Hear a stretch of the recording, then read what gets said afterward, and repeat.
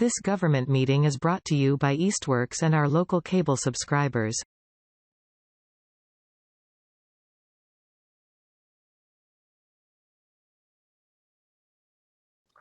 Well, good afternoon, everyone. It is 4:30 on the 21st of March, and this is a meeting of the Evaluation Committee for the School Reuse Proposals. My name is Michael Owens. I'm the Procurement Officer for the City of Easthampton. With me are four other members of the Evaluation Committee.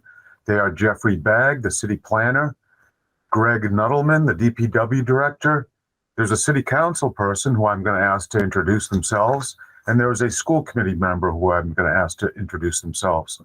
Salem? Hi, I'm Salem Derby. I'm the Vice President of the Easthampton City Council. I'm the Chair of Ordinance Committee, and I don't have green hair. This is my green screen behind me, so I'm not actually a punk rocker. Megan, are you on the call? Megan is just arriving. I just let her into the waiting room.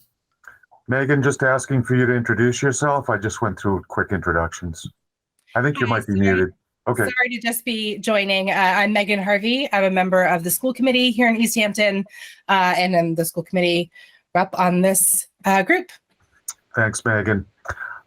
Format of the meeting this afternoon, we do have an agenda posted. This is a public meeting. However, folks, there is no public speak this afternoon. Only the evaluation committee members are asking questions, and only those individuals presenting should be speaking.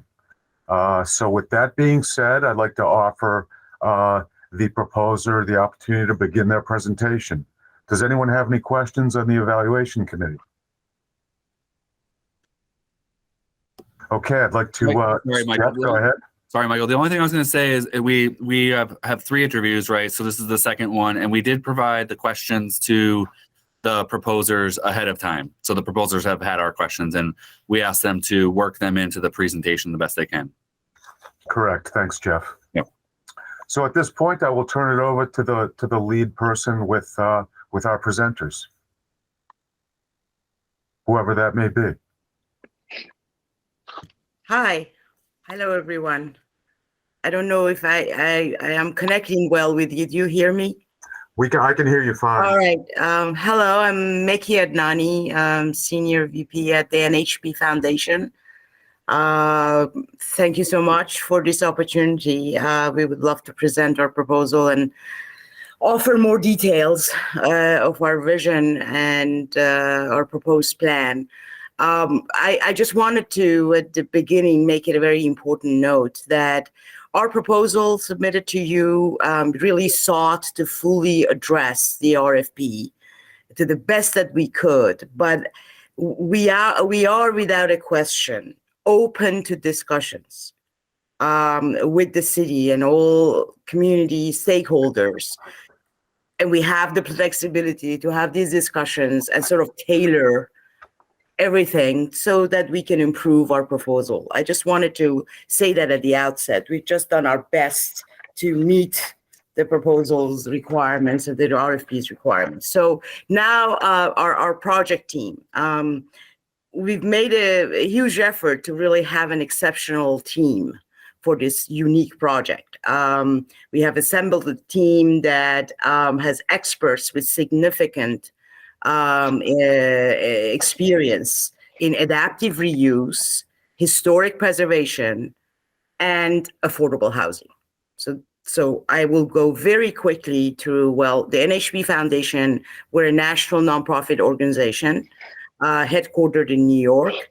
And we've been in business since 1989, and all we do is affordable housing, new construction, a lot of preservation experience, and I've done adaptive reuse, and we've worked with a lot of historic buildings. So that's who we are. We have Icon Architecture. They are a women-owned business that have extensive experience in school conversion and adaptive reuse as an architect. So we are really glad to have them on board. They also are very familiar with DHCD guidelines, which we will definitely use because we need their funding. Public Archaeology Lab, they are the lead authority on all historic preservation planning. Therefore, we have them on board. We've worked with them before. They're excellent company to work through our historic work. Hall Keen Management, they are a lead property management company that we've worked with, and they have been in business for 30 years, and they have been focused on affordable housing property management. So they will be perfect and they have joined us to do this proposal together. Keith Construction, our general contractor selection, they also have had extensive experience in adaptive reuse and affordable housing preservation. We also have New Urban Projects, construction management owners rep on our side, who also not only they have multifamily experience in construction, they also are very, very experienced in LEED certified projects, which we will use obviously here. And then, of course, we have the Easthampton Theater Company that has joined us to help us really provide the community benefits that we have been focused on in this project.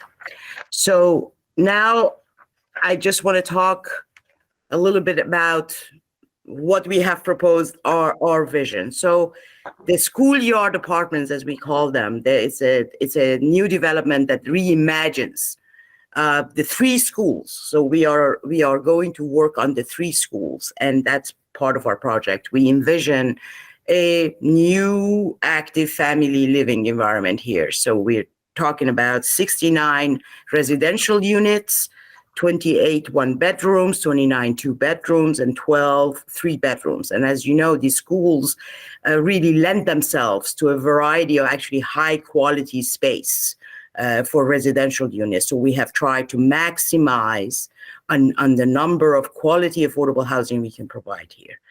The affordability ranges from 30% AMI to 80% AMI, and that's sort of the tax credit program allows you to income average, but we will have a range of incomes. We will serve a range of incomes, family units.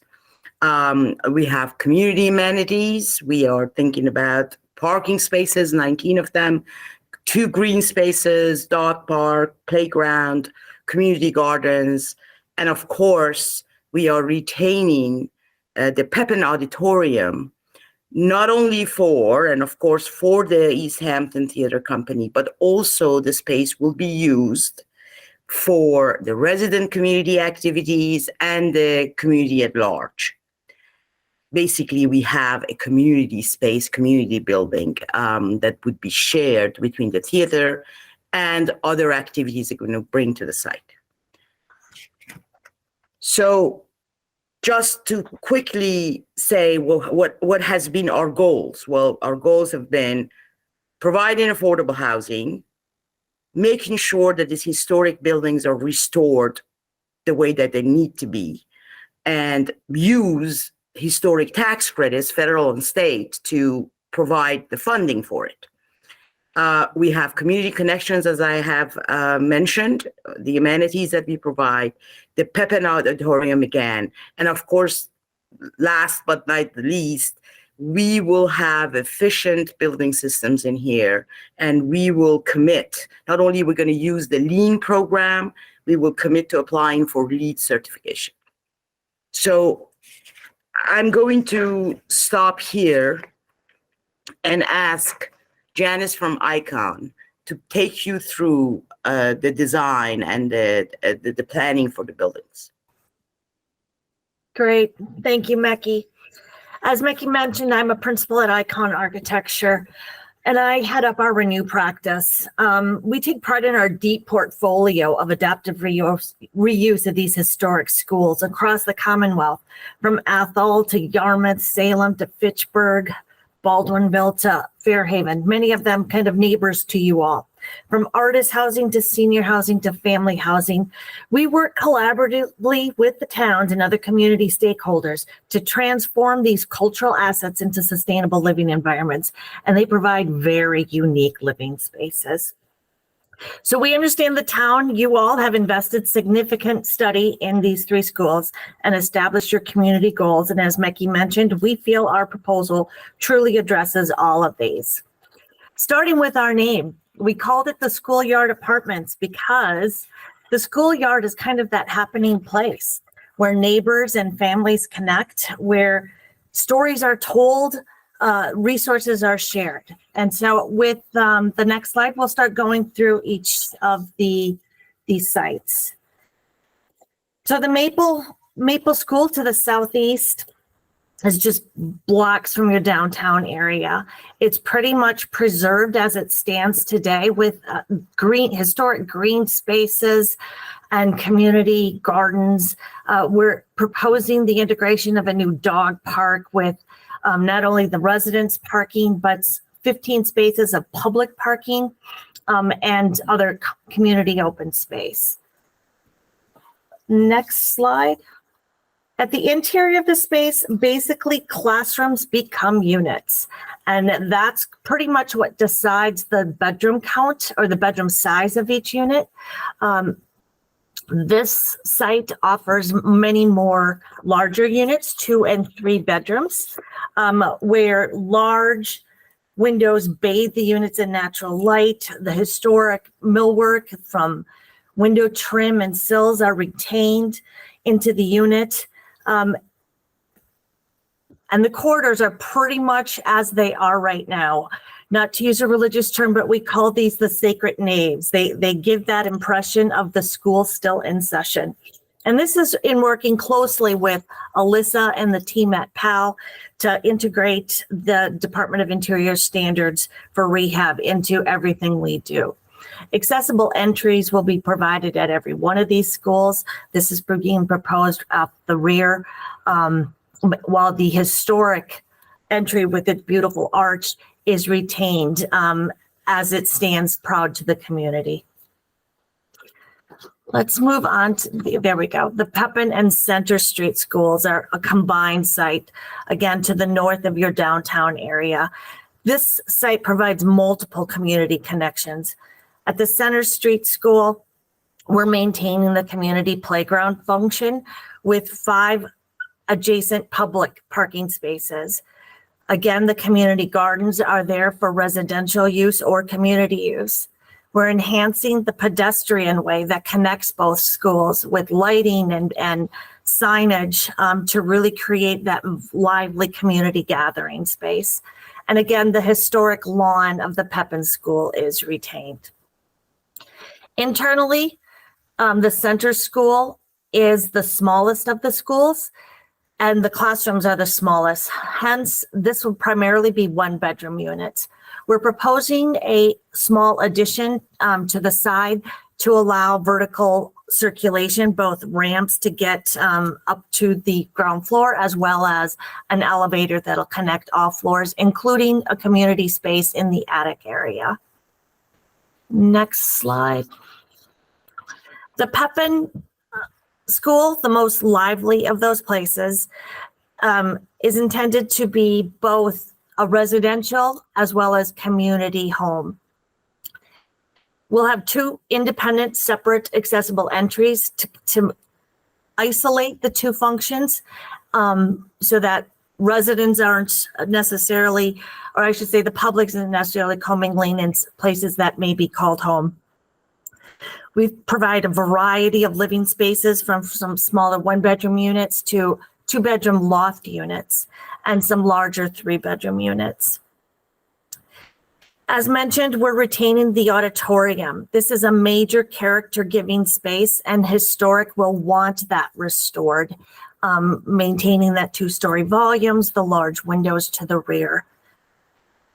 This allows it to continue to service the community as a meeting space, as a theater space, which we'll talk more of later, potentially even a point of health services. There we go. Now we can go next slide.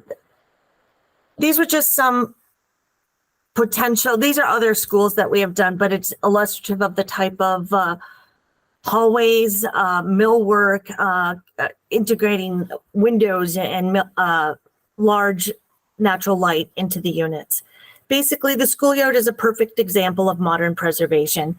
It preserves the historic buildings, the neighborhood character. It preserves cultural fabric and sustainable communities. And these days, preservation is so much more than just the building, but energy and materials and existing resources that ultimately lend to community value. With that, I'm going to transition to Michael if he's joined us.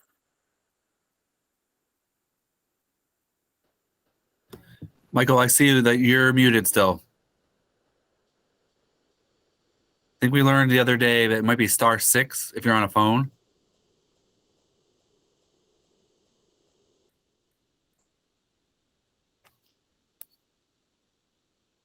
And I might be able to unmute you. Let me see if I can do it.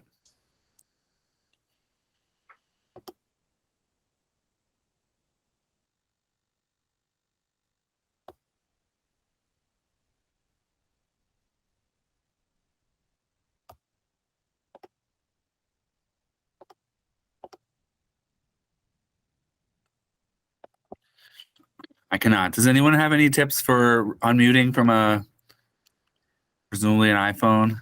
Because we're on Google Meets, it's different than Zoom. I think I got it. All right, great. So I kept getting a message that said that there are too many people for me to turn on my microphone. But I think I've overcome that. Can everybody hear me? Yes. Yes. Okay, so sorry about that. Hi, I'm Michael Budnick. I apologize for coming to you from my car, but I've just finished a class. I am an educator.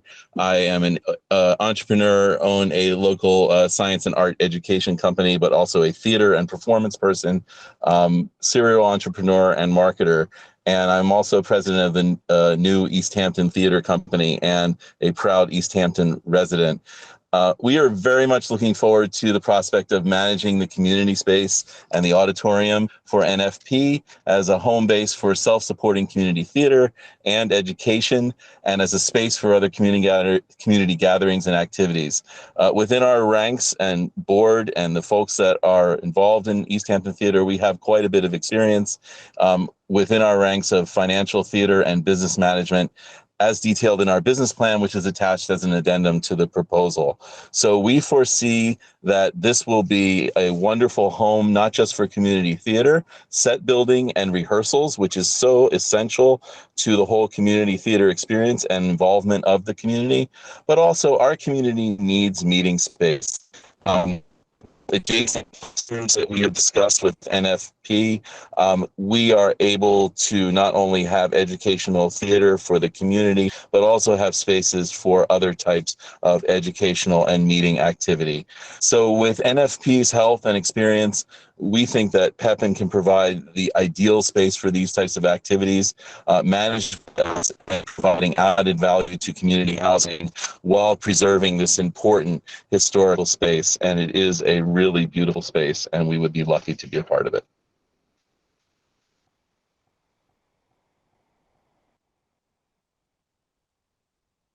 So the development cost.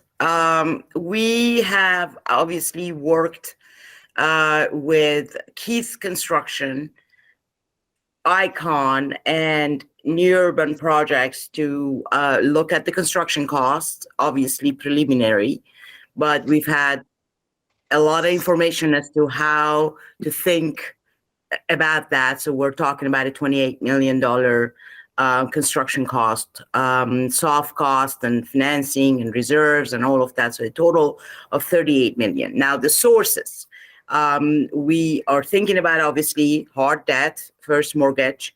We have low income housing tax credits, federal and state. Same thing with historic tax credits, federal and state. We are including DHCD we spoke to DHCD. We know basically what they will fund and at what level.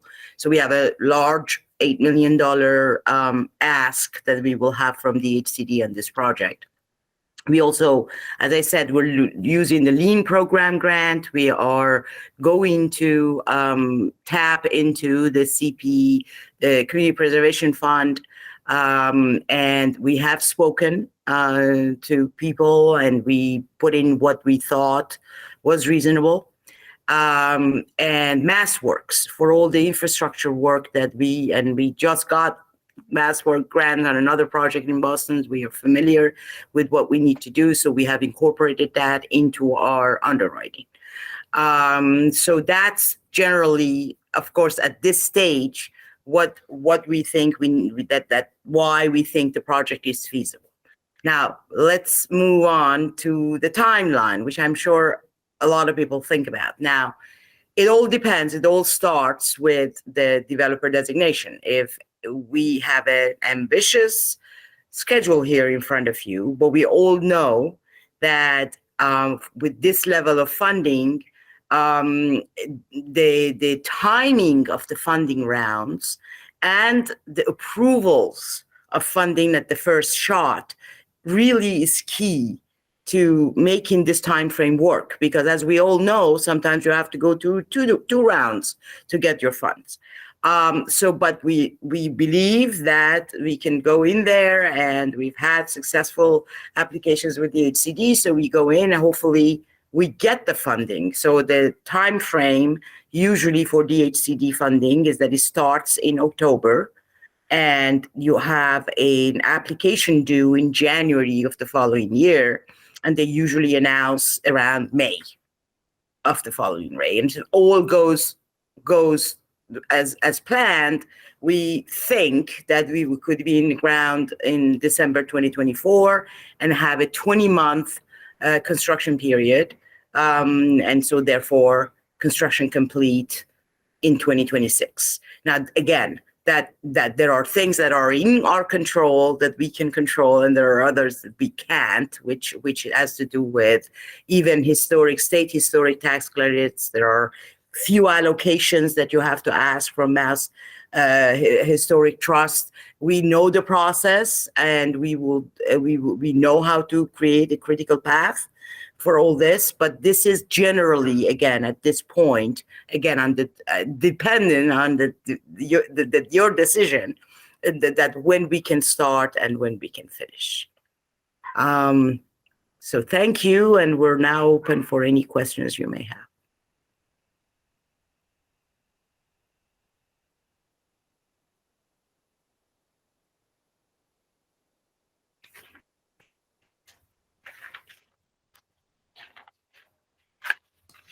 You're muted, Michael.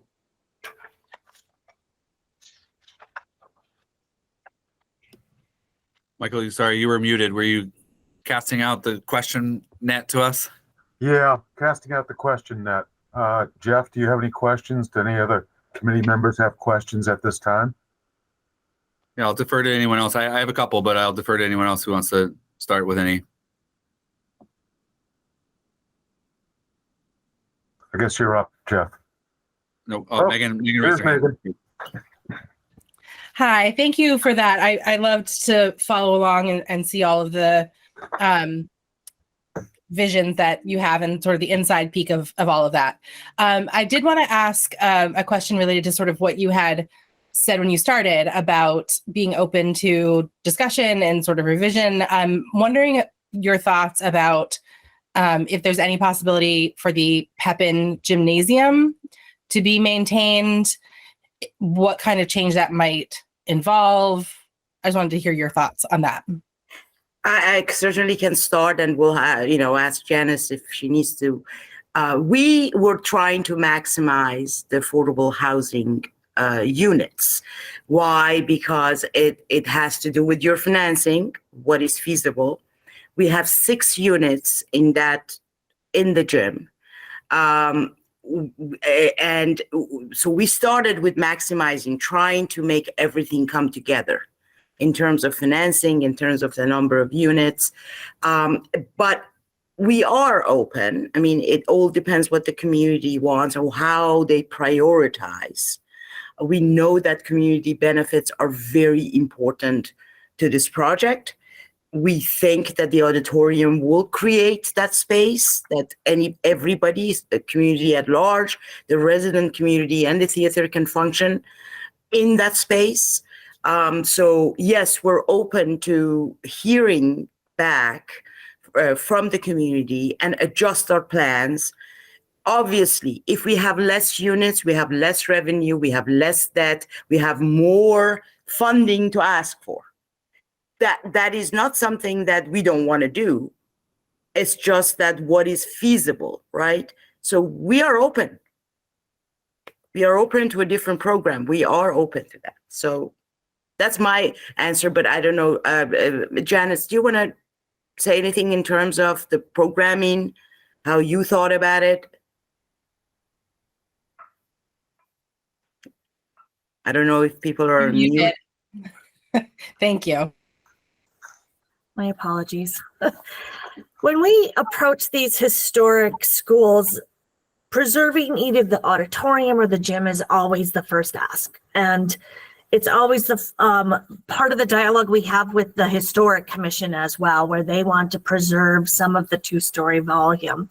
The balancing act comes when how you're meeting all the goals of all the parties, right? I mean, so as we understand what the needs or what the gym could give back, is it just a gym for, and I don't mean it lightly, but a ball court to play ball, or is it a meeting place that can be accommodated with the auditorium above?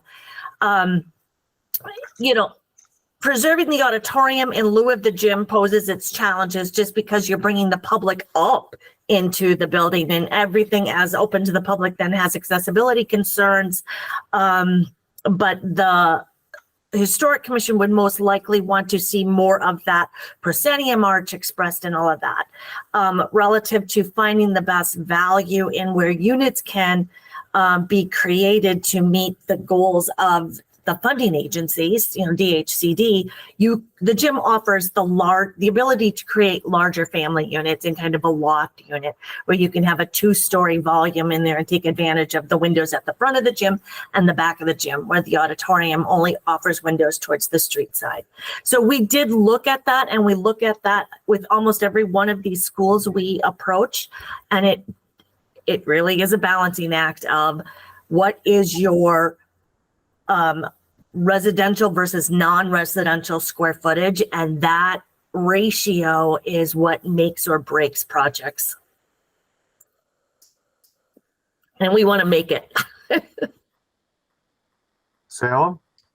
Yeah, I don't want to be a broken record, but I think as a community member who was the vice president of the Easthampton Basketball Association for 9 years, and a coach in Easthampton for over 10 years, losing a resource like the Pep and Gym is not going to be a light ask for the community, especially if we're bringing a lot of families into Easthampton with children. Our new school, the Mountain View School, has one gym, even though I asked during the building process to see if we could get a double gym, but they didn't. So that means if we lose Pep and Gym, we're going to have a really difficult time finding recreation spaces, which is, the research shows, it's critical for development. It's critical for community. It's such an important thing. So that being said, would you consider, looking at maybe an addition to one of the other schools that could potentially, provide some of that space? As we've seen in a couple of the other proposals, just putting it out there, to see what the thoughts are about that, which would then allow the preservation of the gym. So I just wanted to throw that out there and answer as you can, or the best of your ability. Thanks. I think the answer is absolutely, we will look at it. We will. Of course, everything has a cost and considerations, but we are willing, absolutely willing, to look, because I can understand losing that resource that you are mentioning. It's important to the community. So absolutely, yes, we will look into that. Jeff, go ahead. Great, thank you. I think this is a great discussion. I appreciate that. You know, it was outlined in the RFP to contemplate the gym and whether the spaces are units or not, or the gym. So that's why we're asking. I think you did provide that balance, so that's helpful. I guess I have a couple quick questions, but one is related to we had outlined the questions, but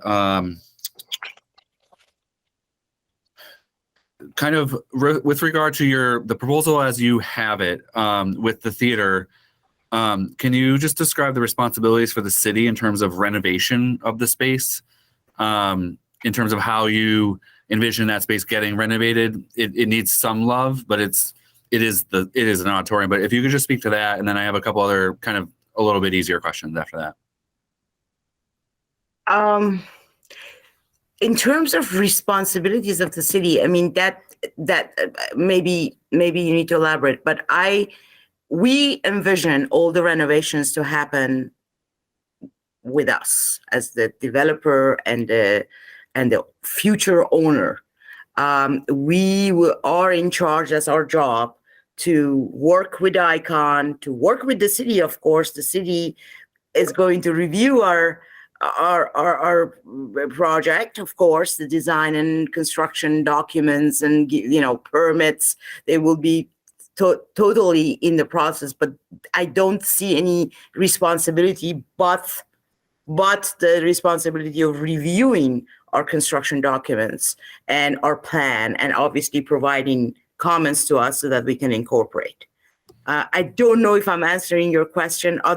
That's how I see that. We're the developer. That's what we do. So the renovations are going to be obviously in consultation with the city and getting the permits, but not any direct responsibility for the city. If I'm answering your question correctly, I don't know. I think you are. It sounds like you would retain the ownership of the space and then renovate it and lease it out, as you kind of outlined. And so that was the question. I think you've answered that. I appreciate that.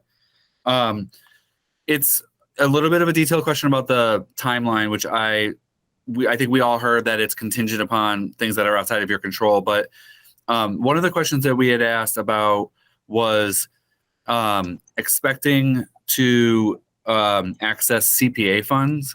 So we see in the proposal that there is a request for $1 million, which the CPA committee did here, has a letter of support in the documents for a similar amount. One of the questions that we had was just understanding a little bit better of when you might access those funds, as it might relate to DHCD. We were just hoping to get a little bit more clarity based on your timeline. Where would CPA fit in? So typically DHCD wants to see commitment from other funders, right? They're the last one that come in generally. So they want to see an investor committed, not committed fully, but a letter of interest, letter of support from, if we're going with mass housing for the debt, they need to see that. Any fund that we bring in, we need to make sure that in our application in January, for instance, we have all that assurance that the funds are available. So if we are starting to say we have a pre-application in October, hopefully they will invite us, because what happens is that you have a pre-app, and when you put it in, they look at your proposal and they say, now we invite you to come and submit an application. That is one of the question marks. Are we going to get invited this round? If we get invited, then we need to, between October and January, pull this application together, which includes CPA funds, any funds, to really contact and make sure that we've got some commitment from those sources. Great. So between October, if this timeline is going to work, between October and January, we need to have everything committed, not fully documentation, but committed to some degree. A vote of the CPA committee. That makes sense. That was a perfect, clear answer. I appreciate that. I want to recognize Michael Buddick. He may want to add some additional information to that answer. Yes, it was the previous answer, and I didn't get a chance to hit the button because I was driving. And that is, I just did want to point out in answer to your question, Jeffrey, that is the theater part of the auditorium is designed to be self-supporting. And there are many examples of such a theater that has been built into this type of community space at an old school. That is not only, and in this case, we envision it to not only be self-supporting, but also to provide enough revenue so that we can maintain that space without any cost to the city or even to the developer. Thank you, Michael. You're welcome. I have a question. If no one else has a question they're ready to ask, I'd like to ask one. Folks, could you talk briefly about the ownership model or the ownership structure you're proposing for the 3 buildings? Whether that ownership structure would provide property tax revenue to the city, yes or no? And if no, would NHP then consider negotiating a payment in lieu of taxes agreement with the city? Yes, I will. The ownership structure will be a tax credit ownership structure. It will be an LLC, and it will have a managing member. The controlling member would be NHPF, and the investor member will be the investor that we bring in. Simple, really.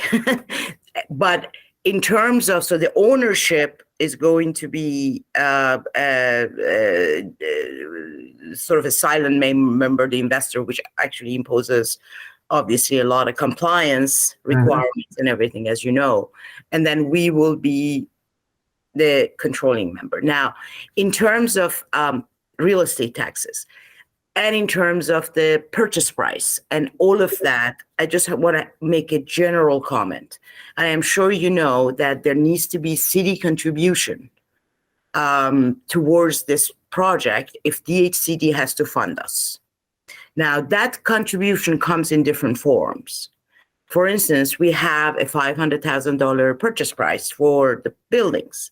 Now, that is not, and this is in our mind, if there was a value, say, of $1 million for the 3 buildings or 2.5, whatever that is, a below market purchase price can help determine the excess value that you're putting on the table as a contribution. Likewise, if we have tax exemption, real estate tax exemption, it provides that contribution towards this project. Pilot, of course, we've had pilots in different, but pilots, you need to pay some taxes.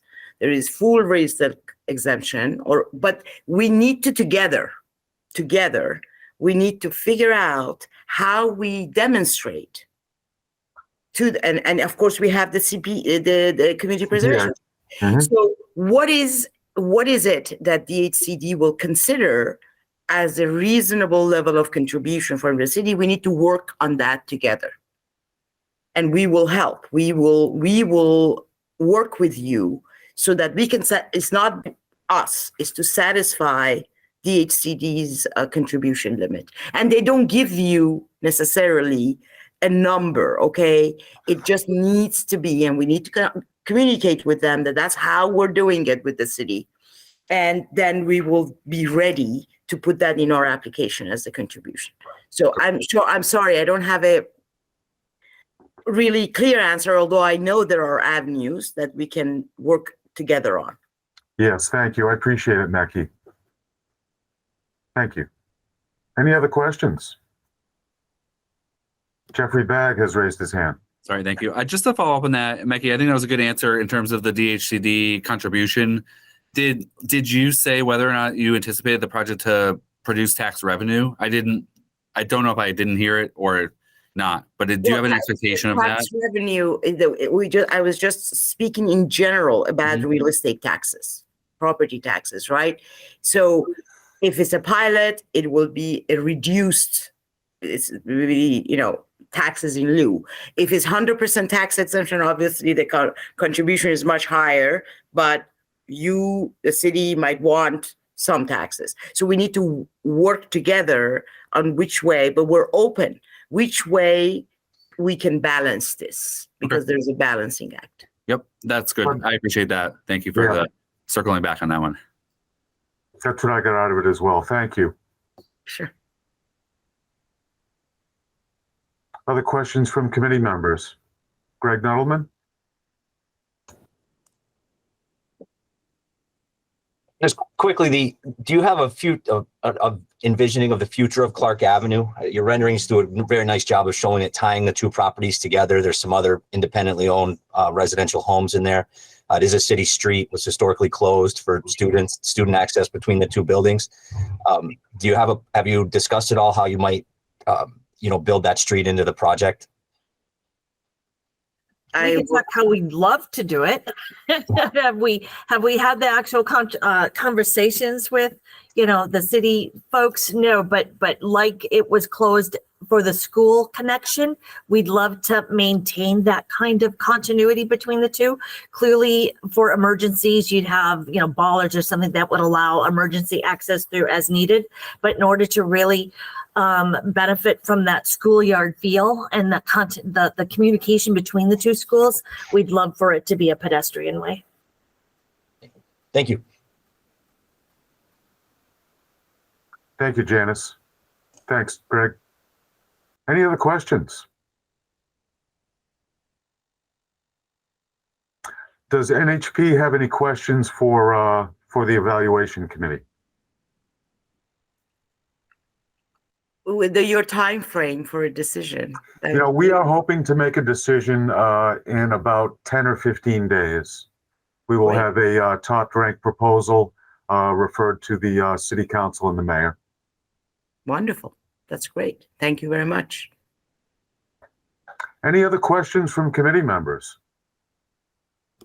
No, and Michael, can I just add to your information was correct, and then the city council here we will recommend one proposal to move forward, and then city council will have a process to consider our recommendation and other information, and then make the final decision. So the final decision, maybe April, maybe May, we are working as fast as we can, and then we'll move to city council for their part of the process, which is the very important part where they actually decide.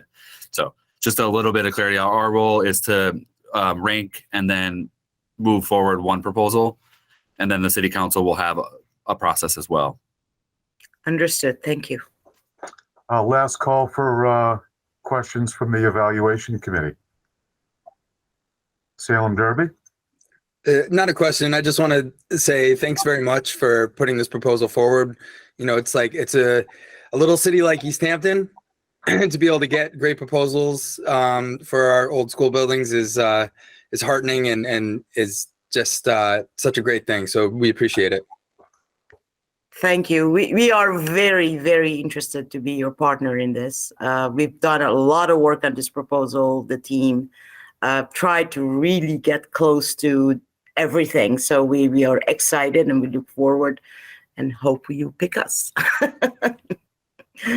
I want to just say thank you to the members of the evaluation committee that joined us this afternoon. I appreciate your time and efforts. I also want to thank all members of the proposer team and NHP. We appreciate your time and efforts this afternoon in completing your presentation to the committee. The committee is going to reserve the ability to submit follow-up written questions to NHP. If that's going to happen, you'll see those probably in 48 hours. Great. We're here. We will respond. Sure. Otherwise, thank you again. We appreciate your time and have a great rest of the afternoon. You too. Thank you very much. Thank you all. Bye. Thank you. Thank you. Thank you. You want to close on the recording, Jeff, when you can? Yep. Great. Thank And you. I will talk to you in the morning. This government meeting is brought to you by Eastworks and our local cable subscribers.